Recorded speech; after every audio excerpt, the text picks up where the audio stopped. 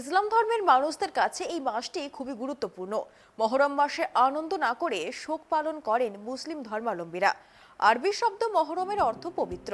ইসলামের পবিত্র মহাগ্রন্থ আল কোরআনে মহরম মাসকে পবিত্র মাস বলা হয়েছে। এই মহরম মাসে হোসেনের নির্মম হত্যার করুণ ইতিহাস জুড়ে রয়েছে এই মাসটিকে কেন্দ্র করে। আজ মহরম পালনের ছবি উঠে এলো বাঁকুড়া জেলার ইন্দাস ব্লক থেকে।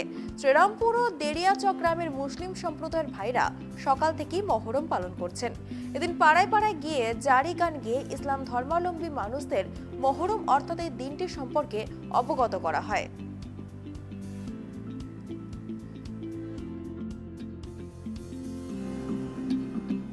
আজকে 9ই মহরম, আজকে হচ্ছে জাগরণের দিন। ইমাম হোসেন যখন মারা গিয়েছিলেন, শহীদ যখন হয়েছিলেন, কিসের জন্যে? তিনি দিন ইসলামকে ঠাড়ো বা মজবুত রাখার জন্যে বা সুন্নতি জিনিসটা কায়েম করার জন্যে তিনি নিজে শহীদ হয়েছিলেন এবং দিন ইসলামকে তিনি জাগ্রত করে গেছেন, পাক পাঞ্জাতনকে তিনি ঠাড়ো করে রেখে গেছেন। আজকে কি করলেন আপনারা এখানে? আমরা এখানে জারি বা মসিয়া গিয়েছি, জারি সকাতে ইয়াদি হওয়ার জন্য। জারি অর্থটা কি?